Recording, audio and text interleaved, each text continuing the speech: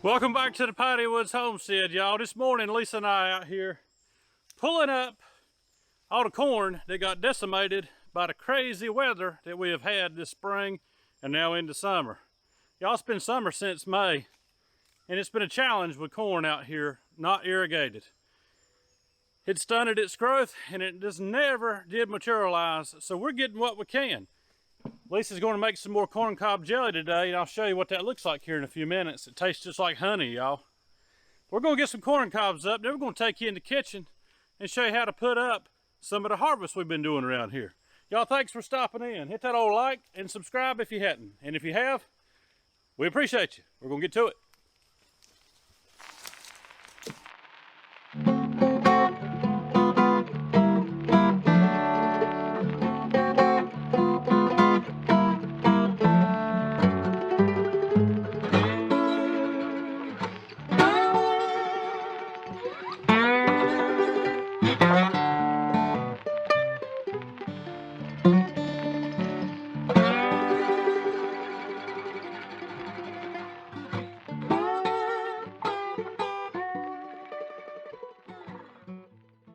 We're not trying to get every bit of this corn stalks out of here. We're just getting enough right now to give Samson a nice treat today. A little something sweet. But, you know, sometimes you just lose a crop and it ain't no big deal.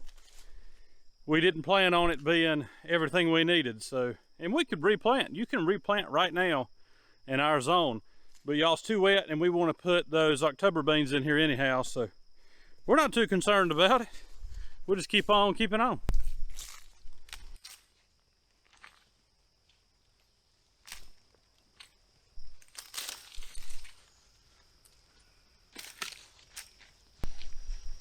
And y'all, this is corn cob jelly. This is some that I made last week, and we're going to do the same thing with what ears we've got here.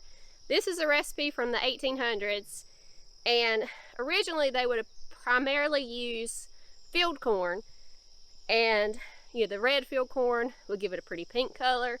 The yellow in this case gives it that honey color, but it tastes just like honey. So we're not, you know, we're not really getting corn off of this, but we are going to get something to put up for this winter.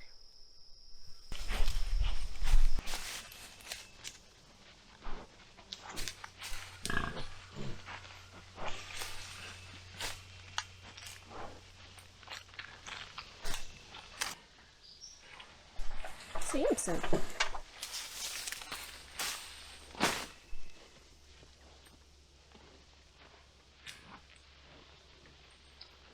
Y'all, what we're looking at here is just a bunch of nubbins.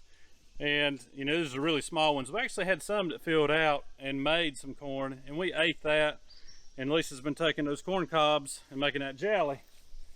So y'all, it's not going to waste. We're feeding, we've already gave Dixie some of these corn cobs. Now Samson's getting some. We're trying to give him a few extra treats because he keeps his hog lot out here nice and clean. Every day he goes down and noses around his pools. We're trying to get him to mature a little bit. We're hoping that he's going to help us make some bacon around here. But he's enjoying the corn.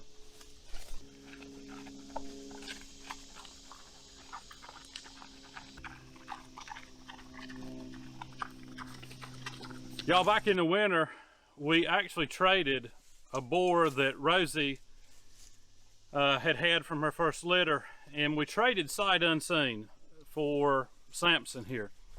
Now, we traded probably 120 miles away. You want to make sure that when you are trying to get a boar for yourself, if you're doing breed specific like we are, that you go outside your local area. That way you don't end up with a hog that's got the same genetic line as yours, or you'll end up with inbreeding. And we really like Samson. He's very gentle, even now, because Lisa and I handle him every single day. We go in there with him, pet all over him, rub his belly. Sometimes he'll lay down for you to do it. Don't put your boar in there when he's 6 months old. He could have a bad experience and that'll hurt him for life, y'all. It just ain't gonna work. So give him plenty of time to mature. That's what we're doing with Samson. We're giving him plenty of time to mature. Right now, he's old enough to breed, but we're giving him a few more months to make sure that he has a good experience, because we want him to have that. Let's get on up here to the kitchen. All right, y'all, this is a small dose of living this way, putting up all your own food. Everything's kind of chaotic right now. This was Saturday's and part of Friday's canning that I've just got to go through and wash off with a little soapy water and date them and get them put away. But we've got cowboy candy, which is our jalapenos, and this year, because our jalapenos are not they're just now starting to come on, so I mixed these with some of the time bomb peppers because they're a hot pepper and we really like them. And the last round of green beans that we did, some salsa on top of the other salsa that I did the other day. And then I did some pickled pepperoncinis and cherry tomatoes I'm collecting again. I've got more to pick this morning. This is part of the patty pan. Still have a few more down in my shop. We have been slicing and breading them to freeze. I also went and made a batch of zucchini fritters with them, went ahead and cooked them, and they're really good just to throw in the oven and heat up. So I did some of the ones that got away from me and got way too big. I just grated those up, and you can do the same thing if you've got a zucchini that gets too big, and you just make a batter with them, fry them, let them cool, throw them in a vacuum seal bag. Some of these are going to get sliced up and breaded, and some of them I'm actually going to go through and shred and make some tater tots out of. We like having fries and tater tots, but obviously I canned all of our potatoes, so this will give us something different in the freezer besides just, I think we've got probably 12 or 14 packs of shred or sliced and breaded, so just a little bit of variety. And this is our Star of David okra that I'm gonna get sliced and breaded and vacuum sealed for the freezer. It hit me yesterday while I was picking tomatoes and pulling green ones, throwing them out in the woods from the blossom end rot, that I don't know why I've been doing that the whole time. Usually at the end of the season I make a pickled green tomatoes with some jalapenos in it. My family's done it for years, and it's really good through the winter. It's good on salads, on beans. So I've got some that I had been saving originally to slice and bread, but this time I'm just gonna, instead of doing that, I'm gonna take those and I'm just gonna can them. There is a recipe for pickled green tomatoes in the ball book, so instead of making them refrigerator style like I normally do, I'm gonna get those canned. First thing I'm gonna get done real quick, I've been pulling tomatoes just as they start to blush and let them finish ripening so that the squirrels don't try to steal any of them. And I've been throwing them in gallon Ziploc bags in the freezer. If you've ever canned tomatoes, or even if you haven't, you have to blanch them to remove the skins. By throwing them in the freezer, when you thaw them out to process them, the skin just slides right off. So you don't have to even worry about blanching and that whole entire step. So all I do is just remove the stem here. And this is a little core. And I just go through.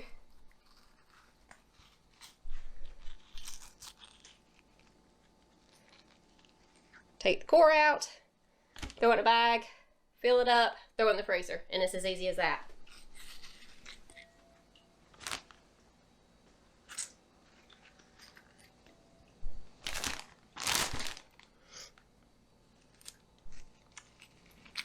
Alright, tomatoes are in the freezer now. I like to do the easiest task first, so it feels like I'm really starting to accomplish stuff. And now I've got to go through and cut all of the corn off of the corn cobs. And if you don't have little nubbins like we do, if they had filled out, you need 12 average size corn cobs. So, you know, if you're growing corn and you process it, save 12 of those cobs for this recipe. But since we have these, I'm just going to use all of those that we have in the bowl just to ensure that I have enough liquid from the corn cobs.